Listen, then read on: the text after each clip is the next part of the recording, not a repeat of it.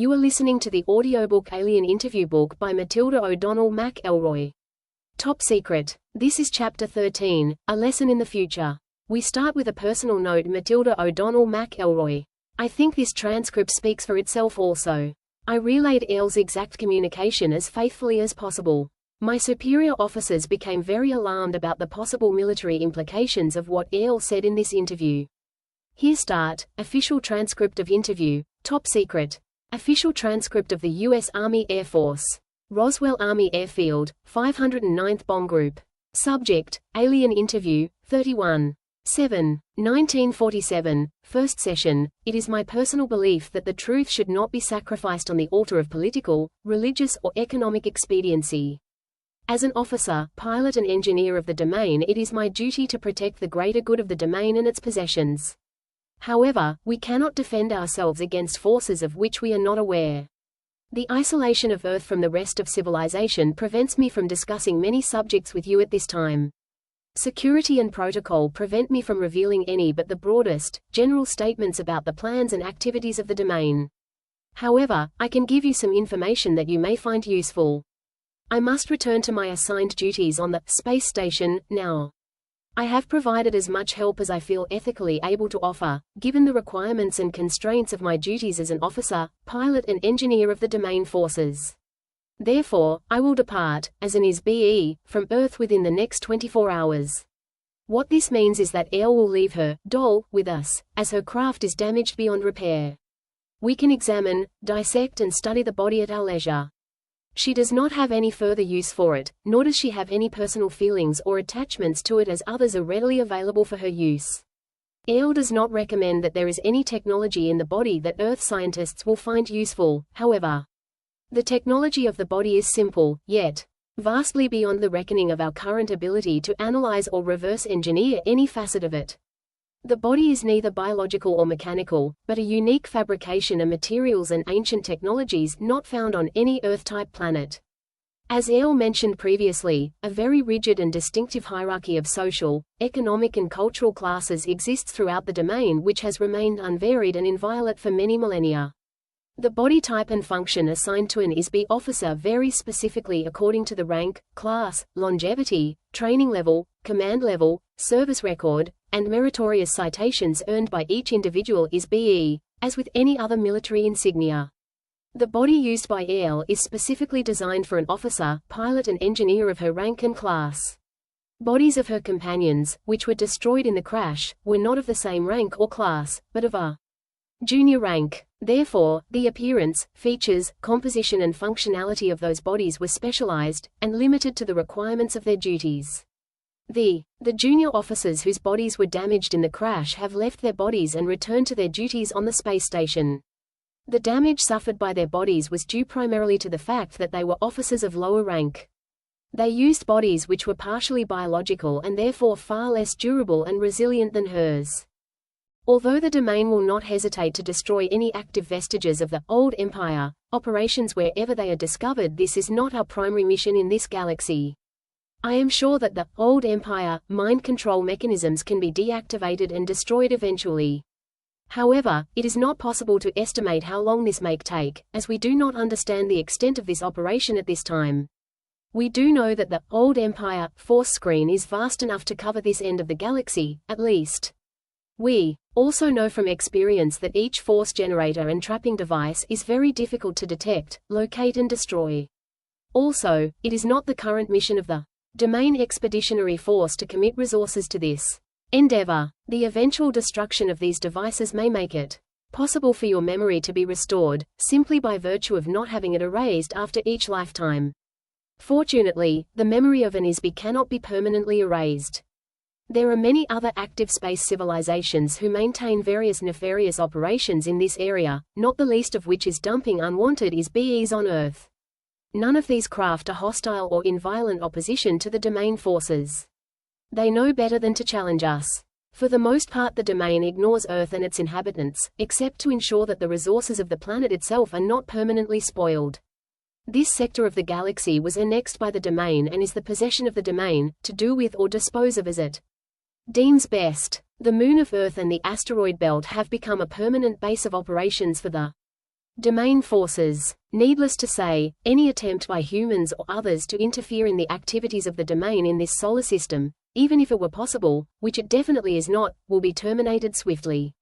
This is not a serious concern, as I mentioned earlier, since Homo sapiens cannot operate in open space. Of course, we will continue with the next steps of the domain expansion plan, which has remained on schedule for billions of years. Over the next 5,000 years there will be increasing traffic and activity of the domain forces as we progress toward the center of this galaxy and beyond to spread our civilization through the universe. If humanity is to survive, it must cooperate to find effective solutions to the difficult conditions of your existence on Earth. Humanity must rise above its human form and discover where they are, and that they are beings, and who they really are as beings in order to transcend the notion that they are merely biological bodies. Once these realizations have been made, it may be possible to escape your current imprisonment. Otherwise, there will be no future for the beings on Earth. Although there are no active battles or war being waged between the domain and the Old Empire, there still exists the covert actions of the Old Empire, taken against Earth through their thought control operation. When one knows that these activities exist, the effects can be observed clearly. The most obvious examples of these actions against the human race can be seen as incidents of sudden, inexplicable behavior.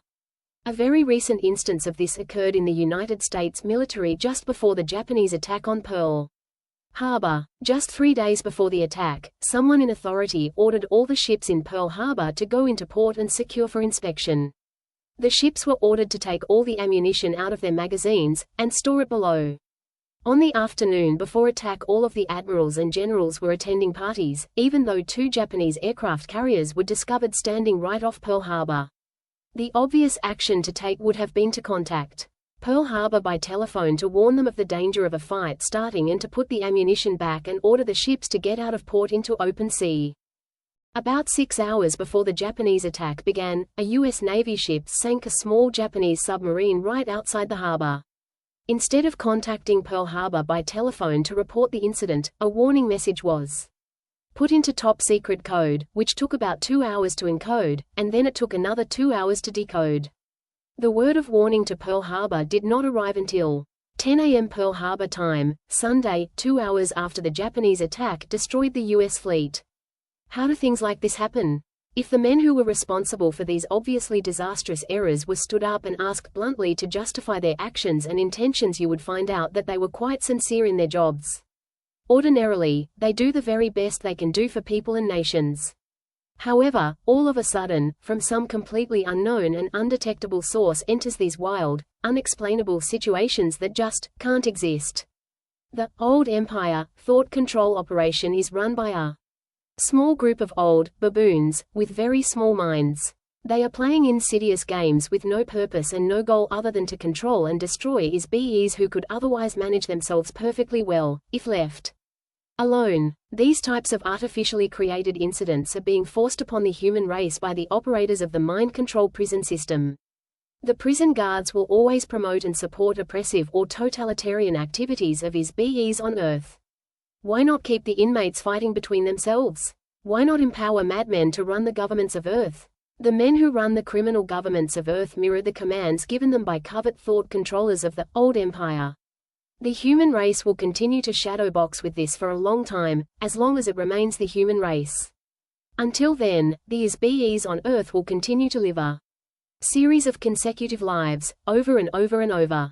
The same beings who lived during the rise and fall of civilizations in India, China, Mesopotamia, Greece, and Rome are inhabiting bodies in the present time in America, France, Russia, Africa, and around the world. In between each lifetime an being is sent back again, to begin all over, as though the new life was the only life they had ever lived. They begin anew in pain, in misery, and mystery. Some beings have been transported to Earth more recently than others. Some beings have been on Earth only a few hundred years, so they have no personal experiences with the earlier civilizations of Earth. They have no experiences of having lived on Earth, so could not remember a previous existence here, even if their memory was restored. They might, however, remember lives they lived elsewhere on other planets and in other times. Others have been here since the first days of Lemuria. In any case, the beings of Earth are here forever, until they can break the amnesia cycle, conquer the electronic traps set up by their captors and free themselves. Because the domain has 3,000 of their own IS.BEs in captivity on Earth also, they have an interest in solving this problem. This problem has never been encountered or effectively solved before in the universe, as far as they know. They will continue their efforts to free those IS.BEs from Earth, where and when it is possible, but it will require time to develop an unprecedented technology and the diligence to do so. The following statement is a comment by Matilda.